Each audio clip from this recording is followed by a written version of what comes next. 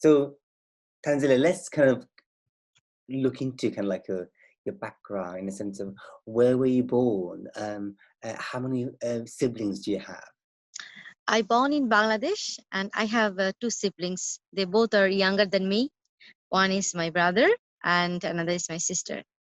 And were you born in the capital city or were you born in a village? I born in one of the division of Bangladesh, Barishal. But I study, rest of the life actually I had in the capital. So what was life like? Do you remember you growing up, your environment, your setting, what was your neighbors like, your parents like, your school was like? Tell me a bit about your experience. Well, it was obviously very generous for all the way how I grew up. My family was a very big family. I always see my mother was busy with cooking, serving, busy lady. So I never had quite time with me time as a family, as a mom. And my school was very nice. My all the teachers, they loved me. All the teachers they came to say me goodbye. Can you imagine? So how affectionate I was Mm, with my teacher. It's amazing. So, and all my friends, my neighbors, they are very generous, they're nice. We had open air, we grew up, mm, never had a boundary. We walk, we laugh, we just play around. It's such an amazing life. Really.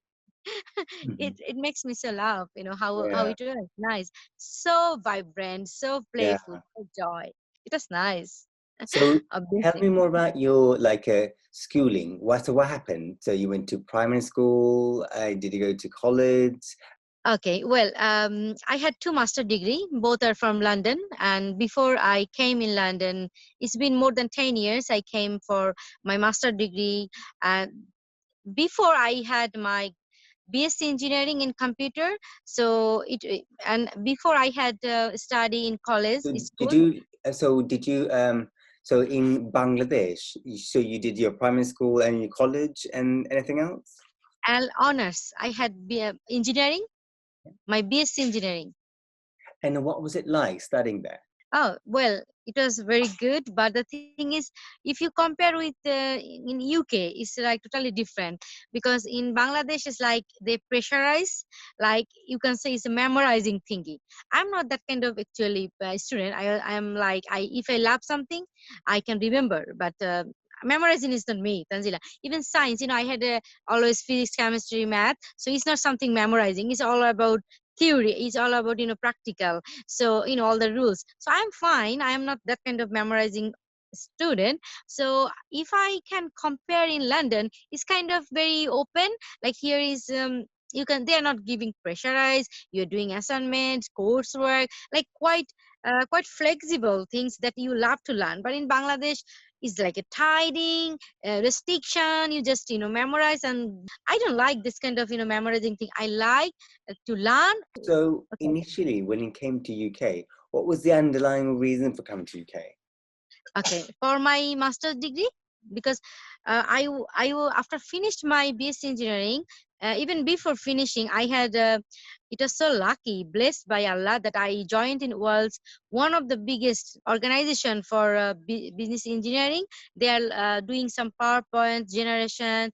They're doing mining. So I joined in Asia June, and I located in Dhaka. So after doing it about, I think, 1 year, I was about to moving in another country, like transfer. So, and training purpose, Singapore. My heart always belongs to UK. So I love to move UK because of my master degree. I had a wish, I had a dream that I will finish my masters. Having UK degree is kind of dream. I love that kind of stuff. So then I said, okay. From my job, they asked me to go Singapore, the first training and things. But I think obviously UK is my first prefer. So I moved UK for my master degree. But I never actually rejoin my corporate job. I start doing my own entrepreneurship, own business in London, as I had my master degree and my work permit. So I start my life as a newly fresh entrepreneur, and continue. I'm thriving. All right. So what happened? So you decided to come to UK Yeah, and study. yeah. So and what was life like? If I can say frankly, it quite roller coaster. Honestly, it's a very roller coaster because in Bangladesh it little bit drama. I need to say, um, I was like always determined about career. Doing some this kind of world class job. It was me, like my passion and my. Of course, I got it.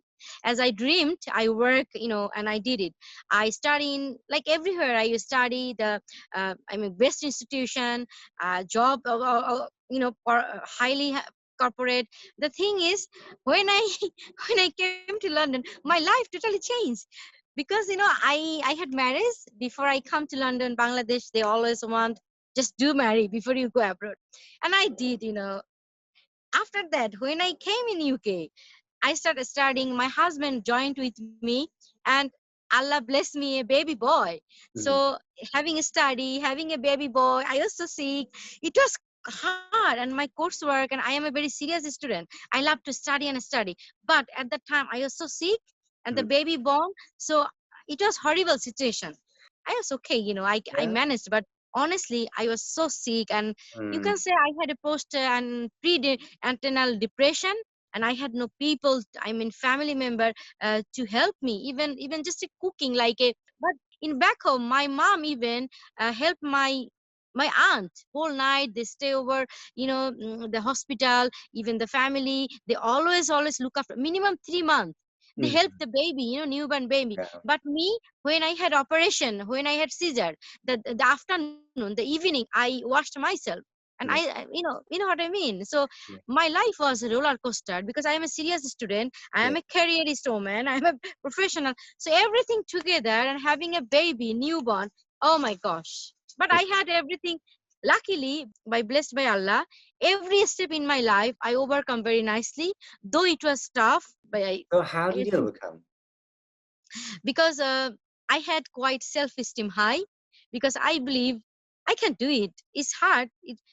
As a human, we have emotions. As a human, we feel sad, but the few people they understand there is no control over things.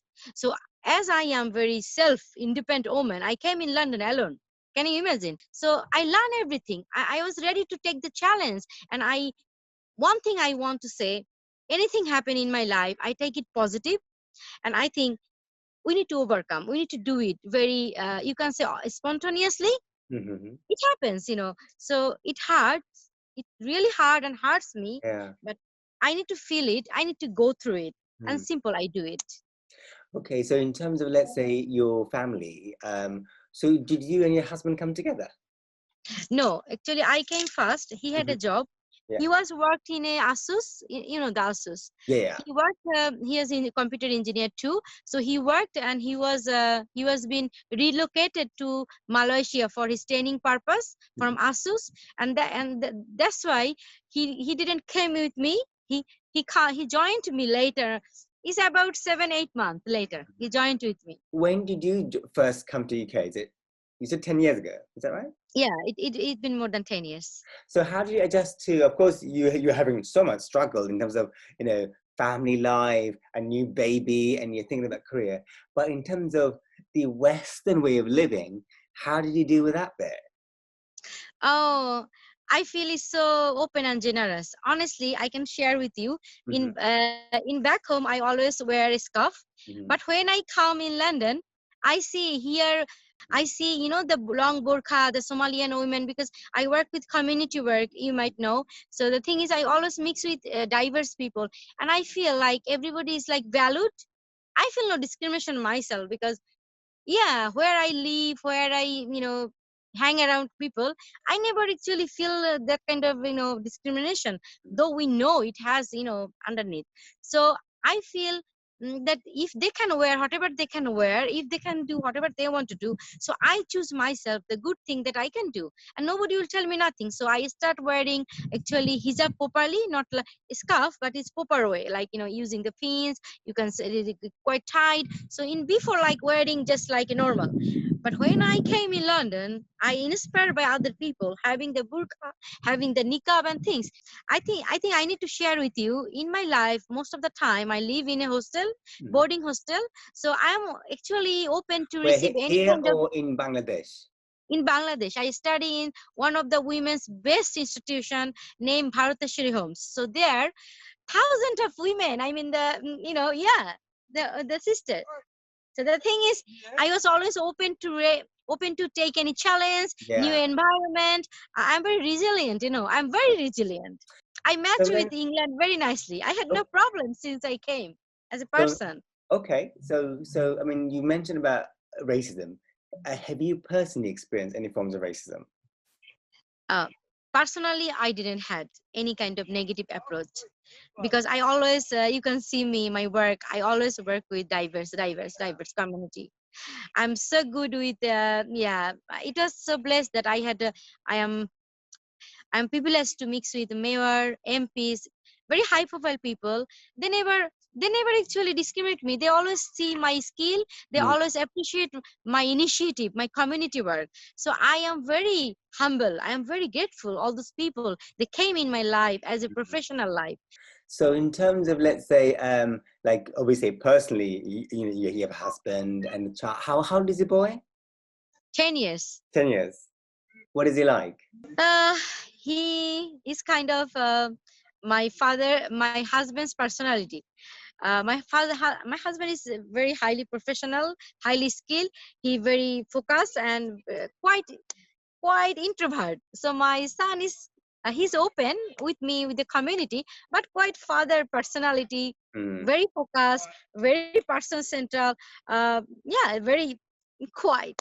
Okay. But he's a very experimental boy. He likes to explore science, maths. He loves just doing science experiment. So in terms of obviously personally, so fine. Professionally, what do you do? Quite broad way, I do some work in different, like I work with organization as a mentor. I'm helping the community adult. Also, I help the student, like college student, high school. Um, I help them to train about the financial management when they will be, independent. How they need to be know about finance, how they need to do manage their money, manage their, income or their outsourcing. So I help them to understand money management, finance, education. Also, I help the community parents about money management. This is I am doing for an organization as a mentor, as a trainer. Also, I work another college, government college, as a mentor for career mentoring. Like I help the student understand how important take their career seriously. Actually, beginning of their life, they can fix it, they can set a goal, and how they need to navigate with other things, being a professional. So I help them. Also, I have my own entrepreneurship. I have my own organization named Bank of Ideas, where I am a coach, I am a founder. I help community development through women empowerment. So Mhm. I work with community women, helping them to understand how financial resilience, how confidence is important to be their daily life. So I help different way to give them, basically first I give them counseling session. So they have any problem in their life to fix it. So I help them to fix it, navigate them different professionals. Like example, if they need social worker, if they need mental health, then Ah, what I do, if somebody wants to do any home business, any entrepreneurship, then I do some coaching. I help them, I guide them from zero to, like, number 10 online they can do from their home. So I do this kind of, even I can say you, coming Wednesday, I have I have women heart. I have my women entrepreneur uh, projects where more than 25 women will be on live, and I will kind of little workshop seminar. I will help them. So I do lot of community projects. Like also I do exhibition. I do networking event for women to get together each other, know each other, share and exchange their experience. tell me, what was life like before COVID? Uh, What sort of thing would as you be a- doing physically, okay. practically? Just tell me. Okay, as I am always working person, so from my side, before COVID I had my office job, and I have my some visit from outside London. I visited different school, especially I go there and I do training for parents, also for student. So in COVID I can't do that, no physical socialize any training or any workshop, but I do online mentoring and coaching session that I did before, and that I am doing now. But the difference is physical activity, like going to office, visiting different people or institution, schools. I stopped that. So this was my work, I'm saying. But as a personal life, I can say like I always do my own home visit. So I stopped that. I can't go meet the parents. I can give them session, but all I do over the phone, over the messenger, virtually. So as a personal life, my husband had quit the job because of the COVID, and son's school closed. So all three are like in a home. So we just live in a smart flat there. We can't go to the park, we can go to the garden, we can go to the farm yard. It was hard. All I want to say is a normal, everybody, every human being had this suffering, is normal. Everybody suffered. But I think we had a lot of things to learn, because sometimes we feel we can't do that, we can't do that, but the situation makes you to do that. So I think this COVID made us realize a lot of things, a lot of emotions, a lot of resilience. During the times of the lockdown, the COVID, when we had to stay at home, how was it like with your husband? I mean, how are you coping? As I said, I'm very positive. Yeah, I yeah. am very resilient. It hurts me, of course. It's emotionally it drained. Maybe something bother me, but maybe it will give me positive effect. So Mm. it was quite hard, having in Feb life. Yeah, But yeah. I think there is no control. I blessed. I can remember. I always console myself, my husband, my son, that look, we are alive. The people are in hospital. The people are in suffering. The people are dying alone. Think about those people. But we are so blessed. So in terms of you being alive and obviously feeling grateful that you're alive, Yeah. have you come across many people who died? Nah, actually, I don't have anybody very near and dear to die, but I heard a lot. I heard a lot from Facebook, from friends, family, and see some, live. It was hard. But for my own family or relatives, I had not actually. I'm so blessed. I mean, it's good. So I suspect you also talk to your friends and families in Bangladesh. I suspect, is that fair to say? What sort of stories were you hearing from them in terms of COVID? It's very clear that in Bangladesh, most of the people, we are developing country. So Hmm. our awareness is different from UK. Yes. So the initially I heard that people are not believing. Uh, they are saying no, no, no, no, no, no. COVID is coming to us. We are very strong. Blah blah blah. This kind of stuff. But later on, when people are dying, when people are affected, then they little bit scared. But still, they're going out. They are not so, so cautious. They are not so, I have some close relatives. They are not going out. They are just like a packet. They are like in a home. They are serious. So, but most of the people are like, oh my God, no, no, no, we are fine. Yeah. So have you, because I've heard stories about people actually in Bangladesh where those who are living in Britain and they have cousins and relatives in Bangladesh, they're worried about more in terms of their livelihood, or maybe the way the police will respond, or banks may shut down, where you may not be able to get access to money, or even like not being able to feed yourself because you're not working in Bangladesh compared to in UK. Do you think that it would be fair to say that? Yeah, yeah, yeah. I had actually in Britain, the people who are living, they are so, I think, lucky. They are so blessed than Bangladesh, because in Bangladesh there are no government fund. You know that there is no public fund. So in here, people really are blessed. They can actually ask for the public fund, also a lot of facility. So in this situation, obviously, it's very hard in Bangladesh. It's really cruel. They don't have job. They don't have any fund. They are starving. I think it's really hard. Out of COVID? What is it you've learned? Um, honestly speaking, there are lots of things we have to learn, but it depends on the person how they take it. Hmm. Example, maybe you are giving me 10 book, okay, free, but I am not having one book because I'm not reading the book, so I have no interest. So Yeah. I think lot of time people have tough time, but they think about negative. They just Mhm. mourning about, just like nagging. Oh yeah, oh yeah. But I think we need to settle down. We need to just think think for a second. Okay, this hard situation, how we can turn in positive way, what it can teaches us. Most of the time we think we can't do something, we can, no, no, no, never ever.